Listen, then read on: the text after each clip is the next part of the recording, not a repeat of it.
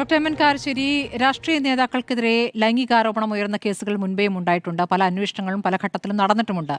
പല നേതാക്കൾക്കും അതുവഴി സ്ഥാനം നഷ്ടമായതും കേരളം കണ്ടിട്ടുള്ളതാണ്. പക്ഷേ ഈ ഈ ഒരു വ്യക്തിയുടെ കാര്യത്തിൽ അത് സ്ഥിരമായി നിരവധി പെൺകുട്ടികളെ എന്നുള്ള രൂപത്തിൽ അതിൻ്റെ ഡീറ്റെയിൽസ് ഒക്കെ പുറത്തേക്ക് വരുമ്പോൾ ഡോക്ടർ എം എൻ കാരശ്ശേരി എങ്ങനെയാണ് അങ്ങ് അതിനെ കാണുന്നത്? അതിൽ ഒരു ഒളിയും മറയുമില്ലാതെ ഈ ക്രിമിനൽ സ്വഭാവമുള്ള വ്യക്തിക്ക് പിന്തുണ നൽകാൻ വരുന്ന ഒരു പ്രത്യേക ഒരു സംഘവുമുണ്ടല്ലോ. അവർക്കും വലിയ സ്വീകാര്യത ഒരു വശത്ത് ലഭിക്കുകയും ചെയ്യുന്നു.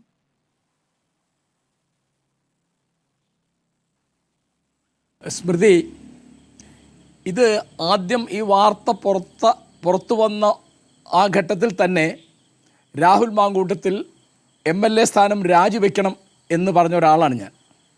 അത് പറയേണ്ടിയിരുന്നത് KPCC പ്രസിഡൻ്റാണ്. അദ്ദേഹം ഇതുവരെ അത് പറഞ്ഞിട്ടില്ല. ഈ രാഹുൽ മാങ്കൂട്ടത്തിൻ്റെ കാര്യത്തിൽ കർക്കശമായൊരു നിലപാടെടുത്തത് പ്രതിപക്ഷ നേതാവ് ശ്രീ VD സതീശനാണ്. അതിൻ്റെ പേരിൽ അദ്ദേഹത്തെ ഒറ്റപ്പെടുത്തുന്ന രീതിയിലൊരു പണിയാണ് കോൺഗ്രസിലെ മറ്റ് നേതാക്കന്മാരെടുത്തത്. ഉദാഹരണം പറഞ്ഞാൽ K. സുധാകരൻ, അദ്ദേഹം KPCC പ്രസിഡൻ്റായിരുന്നു, കണ്ണൂരിൽ MP ആണ്. അദ്ദേഹത്തെപ്പോലെ ഉത്തരവാദിത്തപ്പെട്ട വളരെ സീനിയറായ നേതാക്കന്മാർക്ക് ഇതിലൊരു നിലപാടില്ല എന്നുള്ളത് കോൺഗ്രസ് ഇത്തരം ഒരു കാര്യത്തിൽ പോലും എത്രമാത്രം ഉള്ളു പൊള്ളയായ ഒരു ഒരു ഒരു ഒരു ഒരു ഒരു പ്രസ്ഥാനമാണെന്ന് കാണിക്കുക. കാരണം ഇപ്പോൾ നമുക്ക് ഊഹിക്കാവുന്നൊരു കാര്യം, ഇലക്ഷന് മുമ്പ് തന്നെ ഈ തരത്തിൽ പരാതി അടക്കിപ്പിടിച്ച സ്വരത്തിൽ പാർട്ടിക്കകത്തുണ്ടായിരുന്നു എന്ന് വിചാരിക്കാനാണ് ന്യായം. അങ്ങനെയാണെങ്കിൽ ഇദ്ദേഹത്തെ അവിടെ MLA ആയിട്ട് നിർത്തിയത് തന്നെ വാസ്തവത്തിൽ വളരെ അധാർമികമാണ്. കാരണം ഇങ്ങനെ മറ്റുള്ളവരെ ദ്രോഹിക്കുന്നതിൽ ആനന്ദം കണ്ടെത്തുന്ന ഒരു മാനസിക വൈകൃതം, പരപീഡാരതി എന്ന് പറയുമല്ലോ, ആ പരപീഡാരതിയുള്ള ഒരാളാണ്, അതായത് ഇരയെ വേദനിപ്പിക്കുന്നതിൽ ആനന്ദം കണ്ടെത്തുക, ആ തരത്തിലൊരു മനോവൈകൃതമുള്ള ആളാണ് രാഹുൽ മാങ്കൂട്ടത്തിൽ എന്നാണിപ്പോൾ ഇത്തരം വാർത്തകളിൽ നിന്ന് നമ്മൾ ഊഹിക്കുന്നത്.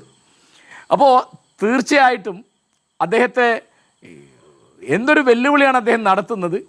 നിയമസഭാ കക്ഷിയിൽ നിന്ന് പുറത്താക്കി എന്ന് പറഞ്ഞ ഒരാൾ പിന്നെ എങ്ങനെയാണ് നിയമസഭയിൽ വരിക? എങ്ങനെയാണ് അദ്ദേഹത്തെ പോലെ ഒരാൾ ഇലക്ഷൻ വർക്കിന്, തിരഞ്ഞെടുപ്പിന് വോട്ട് ചോദിക്കാൻ ജനങ്ങൾ മുമ്പാകെ ചെല്ലുക?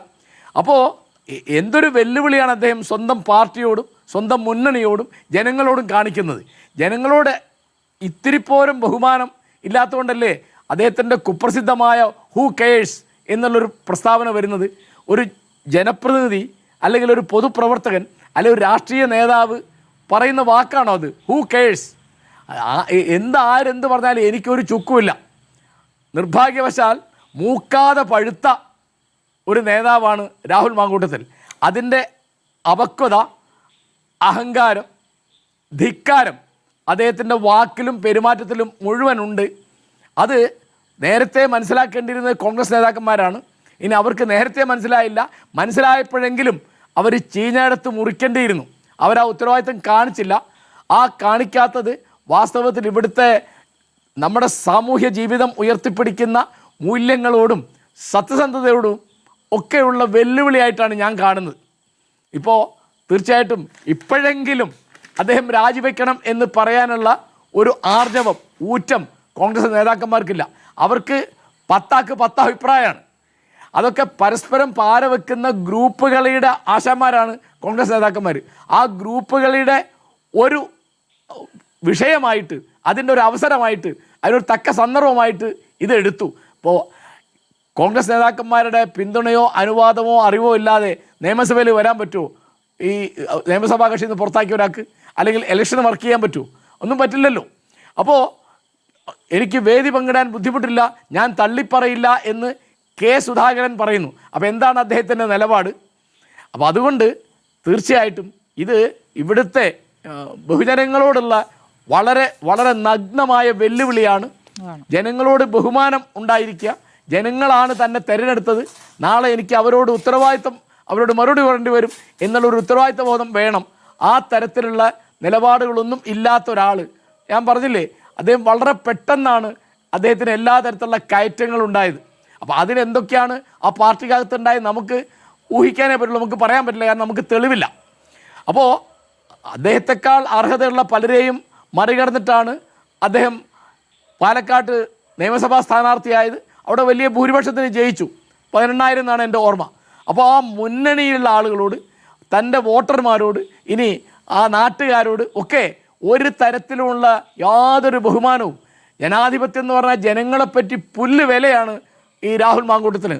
അതുകൊണ്ടാണ് അദ്ദേഹത്തിൻ്റെ സാമർഥ്യം, അദ്ദേഹത്തിൻ്റെ വാഗ്വൈഭവം, അദ്ദേഹം എന്തൊക്കെയാണ് ഇപ്പോൾ അദ്ദേഹത്തിൻ്റെ പ്രസംഗങ്ങൾ നിരന്തരം വരികയാണല്ലോ. ഇപ്പോൾ പല ഈ തരത്തിൽ പെരുമാറിയ ആളുകളെ അധിക്ഷേപിച്ചുകൊണ്ടും വിമർശിച്ചുകൊണ്ടും പരിഹസിച്ചുകൊണ്ടും പുച്ഛിച്ചുകൊണ്ടും അദ്ദേഹം നടത്തിയ പ്രസംഗങ്ങളൊക്കെ, അതിൻ്റെ വീഡിയോ ഒക്കെ ഇപ്പോൾ നിരന്തരം വാട്സാപ്പിലും ഫേസ്ബുക്കിലും യൂട്യൂബിലും വന്നുകൊണ്ടിരിക്കുകയാണ്. സ്വയം അങ്ങനെ ചെയ്തുകൊണ്ടാണ് ആ തരത്തിൽ പ്രസംഗിക്കാൻ ആത്മവിശ്വാസം കിട്ടുന്നത് എന്നുള്ളതാണ്. അത് ഒരു ക്രിമിനൽ മനസ്സുള്ള ഒരാൾക്കല്ലാതെ അങ്ങനെ ചെയ്യാൻ പറ്റുമോ? അവനവൻ ചെയ്തുകൊണ്ടിരിക്കുന്ന കാര്യമാണ്, എന്നിട്ട് ബാക്കിയുള്ളവരെ ആ രൂപത്തിൽ കുറ്റപ്പെടുത്തുക, അതിലൊരു ബുദ്ധിമുട്ടും ഉണ്ടായിട്ടില്ല എന്നുള്ളതാണ്.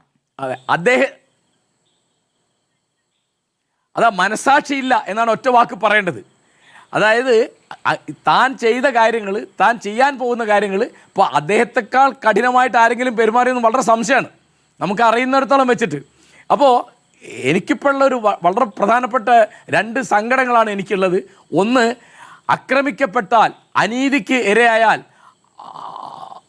പരാതി കൊടുക്കാൻ നമ്മുടെ നാട്ടിലെ പെൺകുട്ടികൾക്ക് അല്ലെങ്കിൽ സ്ത്രീകൾക്ക് ധൈര്യമില്ല എന്ന് വന്നാൽ എന്തൊരു അരക്ഷാവസ്ഥയിലാണ് ഈ കേരളം ഇരിക്കുന്നത്. ചില്ലറ കഷ്ടമാണോ അത്? പോലീസ് സമീപിക്കാനോ? ഇപ്പോൾ ആ അതിജീവിത പോയത് എവിടെയാണ്? മുഖ്യമന്ത്രിയുടെ അടുത്താണ്. പോലീസ് സ്റ്റേഷനിൽ പോകാൻ ധൈര്യം ഉണ്ടാവില്ല. ഈ അതിജീവിത നൽകിയ പരാതിക്ക് ശേഷം അവർ കടന്നുപോയ അനുഭവങ്ങൾ അതുകൊണ്ടുകൂടിയാണ് ഇപ്പോൾ മെയിൽ അയച്ചിരിക്കുന്ന പെൺകുട്ടി പോലീസ് പരാതിയുമായി മുന്നോട്ട് പോകാത്തത്. അത് രാഷ്ട്രീയ നേതൃത്വത്തിന് മാത്രം അയച്ചിരിക്കുന്നത്. ഇപ്പോൾ എന്നിട്ട് DGPക്ക് അത് കൈമാറിയിരിക്കുന്നത് ഈ രാഷ്ട്രീയ നേതൃത്വമാണ്. അതിന് ഇവിടുത്തെ എല്ലാ പാർട്ടിക്കാരും, പ്രത്യേകിച്ച് ഭരണമുന്നണിക്കാരും മറുപടി പറയണം. ആക്രമിക്കപ്പെട്ട ഒരു സ്ത്രീക്ക് പരാതി കൊടുക്കാൻ ധൈര്യമില്ല എന്ന് വന്നാൽ പിന്നെ നമ്മൾ എന്ത് ജനാധിപത്യമാണ് കൊണ്ട് നടക്കുന്നത്? പിന്നെ വേറൊരു കാര്യം, നമ്മുടെ രാഷ്ട്രീയം എത്ര അളവിൽ മലീമസമായി ജനങ്ങളുടെ പ്രധാനപ്പെട്ട ഒരു പ്രശ്നവും ചർച്ച ചെയ്യാൻ ഇടയില്ലാത്ത മട്ടിൽ ഇത്തരത്തിലുള്ള മസാലകളാണ് വരുന്നത്. ഇപ്പോൾ ഒരു ചെറിയ ഉദാഹരണം പറഞ്ഞാൽ, വയനാട്ടിൽ ഉരുൾപൊട്ടലിൻ്റെ ഇരകളായ പാവപ്പെട്ട ആളുകൾക്ക് പുനരധിവാസത്തിന് ഉള്ള കാര്യം എന്തായി? അല്ലെങ്കിൽ ഇവിടുത്തെ കൃഷിയുടെ കാര്യം എന്താണ്? അല്ലെങ്കിൽ ഇവിടുത്തെ സാമൂഹ്യക്ഷേമത്തിൻ്റെ കാര്യം എന്താണ്? പെൻഷൻ കിട്ടുന്നതിൻ്റെ കാര്യം എന്താണ്? അങ്ങനെ ഇപ്പോൾ KSRTCയിലെ പെൻഷനേഴ്സിൻ്റെ പ്രശ്നം എന്താണ്? അങ്ങനെ ഒരുപാട് ജനകീയ പ്രശ്നങ്ങളുണ്ട്. ആ ജനകീയ പ്രശ്നങ്ങളൊക്കെ മറന്നുകൊണ്ട്, അതൊക്കെ മറച്ചു പിടിച്ചുകൊണ്ട് ഞാനടക്കമുള്ള ആളുകൾ ചർച്ച ചെയ്യുന്നത് ഇത്തരത്തിലുള്ള കാര്യങ്ങളാണ്. കാരണം ഇത് ചർച്ച ചെയ്യണം. പക്ഷേ ഇതിൻ്റെ എല്ലാ തരത്തിലുള്ള ആനുപാതികമായ ക്രമവും തെറ്റിച്ചുകൊണ്ട് ഇത് നിരന്തരം ഇങ്ങനെ വരികയാണ്. അപ്പോൾ പണ്ട് മസാല പടങ്ങൾ എങ്ങനെ ഉണ്ടാക്കുന്നത്? ഒന്ന് സ്റ്റണ്ട്, വേറെ ഒന്ന് സെക്സിൽ ഒരു സ്റ്റണ്ട്, ബലാത്സംഗം. അപ്പോൾ ഈ സെക്സിൽ ഒരു സ്റ്റണ്ട് ഉണ്ടാക്കുന്ന തരത്തിൽ നമ്മുടെ രാഷ്ട്രീയം ആ അളവിൽ കെട്ടളിഞ്ഞു പോയി എന്ന് പറയുന്നത് എനിക്ക് വളരെ ഖേദമുണ്ട്. പക്ഷേ സത്യമാണത്. അപ്പോൾ ഇവിടുത്തെ ജനകീയ പ്രശ്നങ്ങൾ മുഴുവൻ ഇത്തരത്തിലുള്ള ചില കാര്യങ്ങളിലേക്ക്, മലീമസമായ ഒന്നിലേക്ക് ചുരുങ്ങിക്കൂടി. അതിൽ വലിയ ഉത്തരവാദിത്വം രാഹുൽ മാങ്കൂട്ടത്തിനുണ്ട്. അദ്ദേഹത്തിന് അതിനൊക്കെ അവസരം കൊടുത്തതിൻ്റെ ഉത്തരവാദിത്തത്തിന് കോൺഗ്രസിന് മാറാൻ കഴിയും എന്ന് ഞാൻ തീരെ വിചാരിക്കുന്നില്ല. ശരി.